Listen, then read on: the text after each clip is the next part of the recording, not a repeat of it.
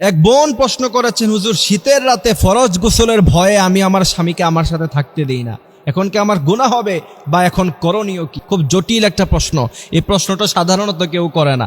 এক বোন হোয়াটসঅ্যাপে আমাকে এই প্রশ্নটা করেছে যে তিনি বলছেন, তিনি বোঝাতে চেয়েছেন, হুজুর যেহেতু ফরজ নামাজ ফজরের নামাজ আমাকে পড়তে হয়, আর রাতের বেলা যদি আমরা একসাথে থাকি তাহলে তো আমাকে ফরজ গোসল করতে হবে, আর আমাদের এখানে গরম পানির কোনো ব্যবস্থা নাই, ঠান্ডা পানিতে আমাকে গোসল করতে হয়।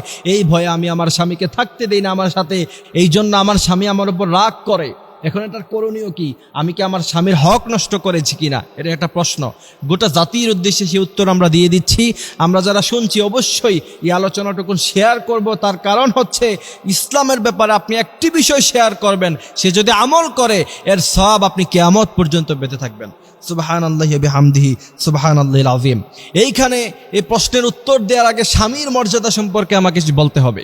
বিশ্বনবী সাল্লাল্লাহু আলাইহি সাল্লাম বলছেন, তোমাদের মধ্যে তোমাদের স্বামীদের মর্যাদা এত আকাশচুম্বী, যদি পৃথিবীতে আল্লাহ ব্যতীত অন্য কাউকে সিজদা দেওয়ার অথরিটি অনুমতি থাকতো তাহলে আমি গোটা পৃথিবীর সমস্ত মেয়ে লোকদেরকে বলতাম তোমরা তোমাদের স্বামীর পায়ে সিজদায় লুটিয়ে পড়ো। এ হচ্ছে স্বামীর মর্যাদা। বিশ্বনবী সাল্লাল্লাহু আলাইহি সাল্লাম বলছেন, তোমার স্বামী যদি তোমার উপরে খুশি থাকে, তুমি যখন মৃত্যুবরণ করবা সে যদি তোমার উপরে খুশি থাকে, এতটুকুই তোমার জান্নাতে যাওয়ার জন্য যথেষ্ট। আর সে যদি তোমার উপরে নারাজ থাকে, এতটুকুই তোমার জন্য জাহান্নামে যাওয়ার জন্য যথেষ্ট।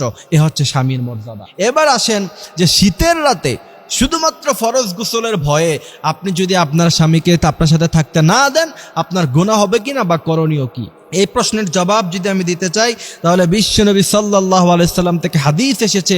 বিশ্বনবী বলছেন, কোনো মেয়ে লোকেরা যদি রান্না করা অবস্থায়, সে কিচেন রুমে রান্না করছে, এমত অবস্থায়, এটা খুব সেন্সিটিভ জায়গা, সে যদি সেখান থেকে চলে আসে, আগুন ধরতে পারে, খাবার নষ্ট হয়ে যেতে পারে, খাবার পুরা হয়ে যেতে পারে। এমনও সময় যদি কোনো স্বামী তার স্ত্রীকে তার জরুরত পুরা করার জন্য, তার সাথে থাকার জন্য ডাক দেয়, বিশ্বনবী বলছেন মুহূর্তের মধ্যেই সমস্ত রান্না বান্না অফ করে দিয়ে, বন্ধ করে দিয়ে সাথে সাথে স্বামীর ডাকে সাড়া দাও।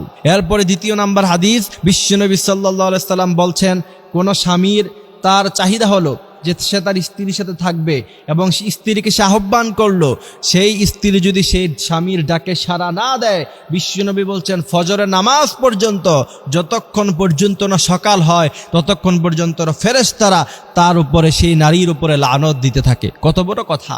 এই জন্য এই হাদিসগুলি থেকে বোঝা যায় অবশ্যই শীতের, এই প্রচণ্ড শীতের সময় যখন শৈত্যপ্রবাহ হয়, ওই সময় যদি আপনার স্বামী আপনার সাথে থাকতে চায়, অবশ্যই আপনি তাকে সঙ্গ দিতে হবে, আপনি অবশ্যই তার সাথে থাকতে হবে, তাকে সময় দিতে হবে। ফরজ গোসলের এই ঠুনকো ভয়ে আপনার স্বামীকে বলবেন হিটারের ব্যবস্থা করতে, প্রয়োজনে গ্যাসের চুলার ব্যবস্থা করবেন, গরম পানির ব্যবস্থা করবেন। সেটা আপনার স্বামী যদি আপনার জন্য না করে, সে গুনাহগার হবে। আপনি তাকে সেই ব্যবস্থা করে দিতে বলবেন, সেও বাধ্য আপনাকে এগুলি ব্যবস্থা করে দেওয়ার জন্য। যদি না করে, আল্লাহর কাছে জবাব দিতে হবে।